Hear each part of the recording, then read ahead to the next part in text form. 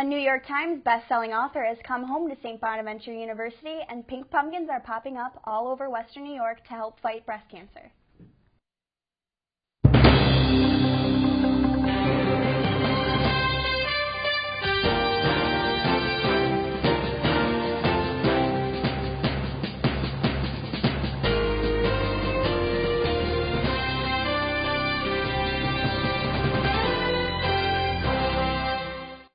Hello and welcome to SBU-TV. I'm Brittany Slamba. And I'm Madeline Faircloth. This week, one of St. Bonaventure's successful graduates revisited campus. Natalie Kutchko has more. On Monday, St. Bonaventure students had the privilege of engaging with alumnus Dan Barry. Now, Barry is a best-selling author and Pulitzer Prize-winning journalist, but the road to get there wasn't always easy. I graduated and immediately got a job digging ditches. Okay, so I had a BA. Didn't get a job in journalism, and now is the time. All right, what are you going to do, knucklehead? What are you going to be? And I struggled. Barry stressed that it took some time to master his craft. He offered advice to Bonaventure journalism students. You have to go with your passion, particularly if you're in your 20s. If this is what the hell you want to do, then you got to go after it. You can't be dissuaded by hiccups in the market or a rejection letter or two. You have to keep going for it. You figure out a way to provide for yourself by digging ditches or working in a deli, but you keep sending those resumes out. Though he is now a successful writer, Barry will never forget his Bonaventure roots. The Burton? Certainly I had several professors who had a profound impact on me. Barry's journey has not been a simple one, and when motivation was lacking, he kept pushing forward.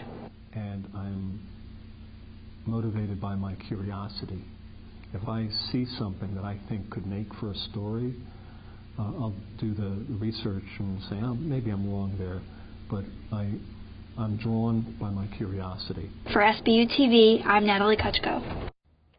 To read more of Barry's work, go to www.nytimes.com.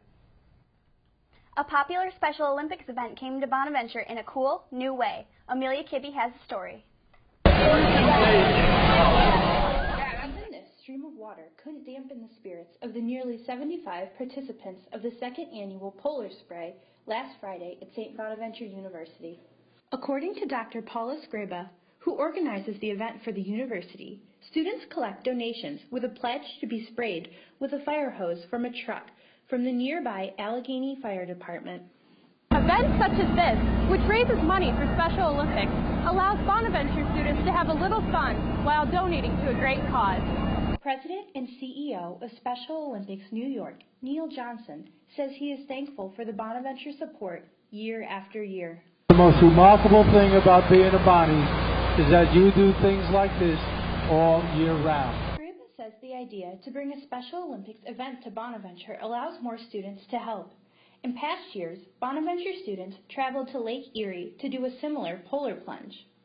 Since St. Bonaventure is 75 plus miles from Buffalo, what do you think of doing a polar spray? Students say the campus event gives them a new way to cool off on a Friday afternoon. It's really important to get out and help causes like this, work for the Special Olympics. It's a good thing. It really motivates people, In 1973, Bonaventure graduate Johnson says Special Olympics has become his passion. Part of what Bonaventure is all about. It's about community. It's about giving back.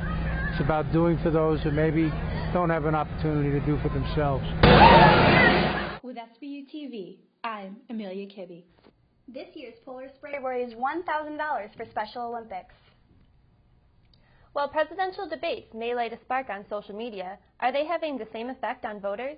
Leanne Bunny has more. Presidential debates are meant to inform voters. Moderators ask candidates questions on their policies, and they answer. At least, that's what they're supposed to do. It seems to be more about kind of insulting each other and proving each other wrong than actually stating what each candidate wants to achieve in office. Rich Lee says typically campaigns negotiate short response times on purpose. Then, even if the moderator points out the respondent didn't answer the question and asks it again, the candidate can avoid the question. The moderator is forced to move on to another topic. About 4 years ago, Lee wrote an opinions piece for the Buffalo News. He had a few suggestions for improving the debates. One was, to do a Twitter debate where all the responses would have to be in 140 characters. And if somebody didn't answer the question, as people often get called out on Twitter, that would happen in the Twitter debate. He also suggested someone design a video game that stimulates life in the White House. By playing the game, candidates would show how they would actually act and work as president. You start thinking about what do you want to accomplish. With the video game, we want to see what the candidates are like in a real-life scenario. Maybe there's another way to do that. Lee teaches an honors class on the presidential election. He asked his students to brainstorm ideas, too. A number of groups would say we turn off the candidate's microphone when their time was up. And there was one group which came up with an even stronger way to do that, and that was to put dog collars on the candidates and shock them when their time was up, which I got a laugh out of. Even though debates may fall short of people's expectations, they can still get people excited about the election. And it's all about just seeing them, hearing them talk, and can you feel, see, hear that person as your president? So even if policies aren't involved, it still has a huge purpose to see them on stage. With SBU-TV, I'm Leanne Bunny. The vice presidential debate will take place on Tuesday, October 4th. Pink is the new orange. A local organization is painting pumpkins pink for a worthy cause. I'll tell you why. The Pink Pumpkin Project helps local men and women fight breast cancer one pumpkin at a time. These pumpkins are orange for now, but with a few strokes of a brush, they will be orange forever. In just a few short days, volunteers will turn these orange pumpkins into, you guessed it, pink pumpkins. Founder Lynn Anzavine was inspired by the memory of her sister-in-law, Lori. We sold 25 our first year. Last year we sold 1,010, and this year our goal is 1,200. Since 2012, we have raised approximately $80,000. Anzavine said that 100% of the proceeds get sent back into the community. However, the support the project gives goes beyond a monetary donation. The Pink Pumpkin Project has set up a support group that meets once a month, and that helps a lot. I get my treatment in Rochester, and I found there wasn't a whole lot of support in this area, and it was difficult to drive 2 hours each way to justify going to a support group. I didn't feel at first that I needed a support group, having been through it before, but I wasn't long and I discovered I really do. There were issues I needed to discuss that I wasn't talking about with my family or certain friends, and I find it's much easier to do it with the ladies who have gone through it also. Strangers with a common diagnosis came together to join the Pink Pumpkin Project support group, and that made the fight even stronger. For SBU-TV, I'm Brittany Slamba. If you're interested in purchasing a pink pumpkin, visit www.thepinkpumpkinproject.org. St. Bonaventure and the Allegheny community came together for their annual Bonagany Bash this past weekend. Katie Brown has the story. Both the communities of St. Bonaventure University and the town of Allegheny united last Saturday to celebrate an annual tradition called Bonagany. So what's the best way to celebrate? Live music?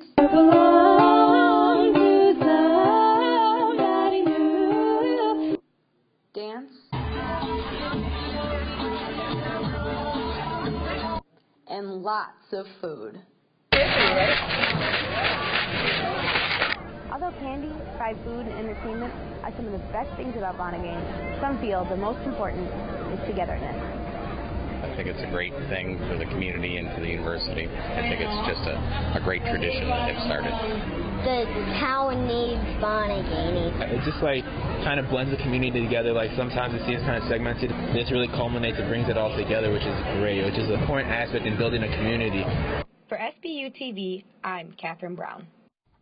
Bonagany was a huge success and continues to grow each year. Some local nursing homes rank much below average with health inspections, quality, and staffing. Madeline visited one. Nursing homes across the U.S. are rated yearly by Medicare on a 5-star scale, using factors such as health inspections, quality measures, and staffing. The 2 nursing homes in the Allegheny-Olean area both in a 5-mile radius of each other, received just 1 star for overall quality. So where do residents in need of assisted living go for quality care? And what are these nursing homes doing to improve that care? Although Pines Nursing Home with 14 health deficiencies preferred not to comment, I was able to talk with Absolute Care on plans to improve care and move that rank up. So on a mission, we make sure that there is, when they want to get up is respected and when they want to go to bed is respected, along with the shower schedule, because we're trying to make sure whatever they were doing at home is met here. And not because we are an institution, but it's our goal to make sure it's more family friendly. You know, we're really meeting their needs. So they have so many rights while they're here, and one of those rights is, you know, the right to get up and the right to refuse treatment and right to go to bed whenever they want. So, so a lot of it is just communication. Kramer explains how size has an impact on these ratings. But our director of nursing just said it's going to take 3 years. It's going to take like one more survey to move where we need to be, because our building is much smaller. So when you read that stuff online, it's mortifying. But that's not who we are. But it's just based on what they found, and this is, you know, this is what they give you basically. So, but we're moving in the right direction. So, for SBU-TV, I'm Madeline Faircloth. For a full list of nursing home ratings and a breakdown of the rating scale, visit www.medicare.gov. One of St. Bonaventure's newest faculty members is making history, but in her eyes, her St. Bonaventure journey has just begun. Chris Gilbert has the story.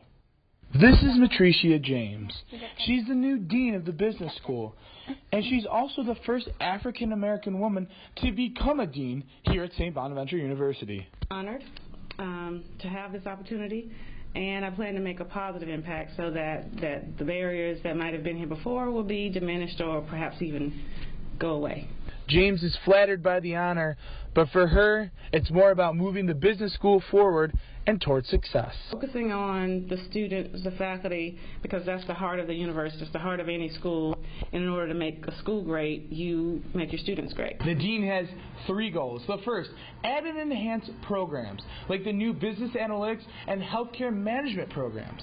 The second, introduce the new Foster Responsibility Research Center, which will help students and local business owners get their ethics training. And the third, globalization of the curriculum, which will help students meet businesses and other students all around the world. So I think by adding the 3 initiatives that I just spoke about to the great things we already have, then we propel our school forward and we can be that business school of choice. So when people think about wanting to go to a business school, I want the Swan Business Center to be at the top of their list. In the near future, James plans to hold fireside chats, which will help seniors in their job search. For SBU-TV, I'm Chris Gilbert. Dean James is only one of 3 African-American faculty members and is already being viewed as an influence in the African-American community here on campus. What's hundreds of years old but still offers modern services to its members? Ethan Kibbe has the answer. Libraries have existed in North America for almost 300 years, constantly changing to meet people's needs. Libraries have always been a great spot to read a good book. But they've adapted to the digital age as well and offer so much more than just novels.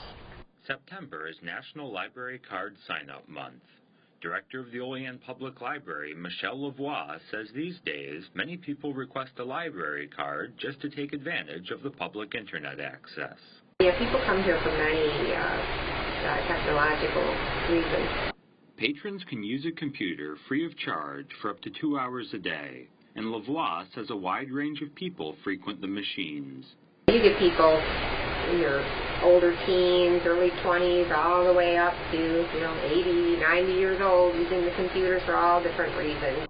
People like longtime library member Macklin Koski, who used to rent books at the library but now applies for jobs there. Now that I can't really afford my internet, I come here for just a different reason. I come here for the internet. Lavoie says the library has the customary books and magazines, but also loans other forms of digital media, such as CDs, videos, and games for consoles like Xbox and PlayStation.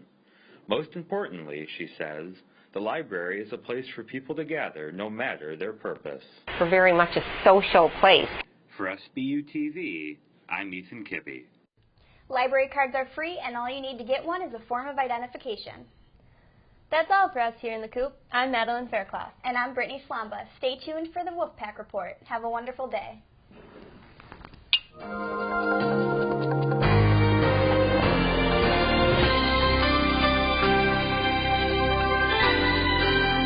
Hello, welcome to the Wolfpack Report. I'm Haley Rose Gattuso.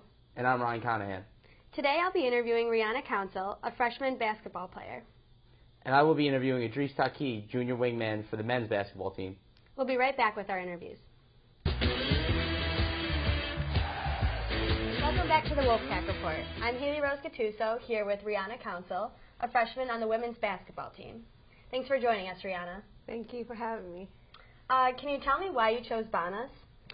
Well, the atmosphere is wonderful. I came up here for a visit, and I knew this was a place as soon as I left. I committed rather late, August 14th. Oh, wow. So yeah, I got here. I loved it. The atmosphere is friendly. Everybody's just welcoming to me. So. And you're from North Carolina? Yes, Durham, North Carolina. Can you tell us how you heard about our school? Coach Jesse Flemings, he was recruiting me, so this is how I heard about Bonus, and I came for a visit, and then it got started from there. And how has being on a team helped you adjust to college? Well, it keeps my focus on straight basketball. Sorry. You're fine. Time management is the big key. So learning to balance sports and schoolwork? Yes. How about your teammates? How have they been? They've been wonderful to me. They pick me up when things are hard and keep encouraging me to do better. Do you have any teammates who are in the same major as you, who have kind of showed you the ropes? Yes. It's a couple of freshmen that's in sports studies with me, so it's kind of cool having the same class with them. And how is Buffalo, or not Buffalo, the Olean area different from North Carolina? It's a really small town. Durham is not big, but it's not small, and Olean is something like you'll see on an old TV show or something. I would never think it was New York if I wasn't here, but it's a tight-knit community, and I like that. So. What is the size like compared to your high school? Actually, St. Bonaventure is a little bit bigger than my high school, really? So it's not much different. Mm-hmm. Well, thank you so much. Thank you. Welcome back to the Wolfpack Report. I'm Ryan Conahan, here with Bonnie's junior wingman, Idris Taki. Idris, how are we doing today? I'm doing good. Thanks so much for coming in. Really appreciate it. Happy to be here. NCAA basketball season officially starts up next week, and I just have to ask, I know it's a little early, but how good can the Bonnies be this year? For real, it's like I just think the sky's the limit for this squad. I have faith in this team because we have depth this year, and I feel like everybody can bring a lot to the table. Without a doubt.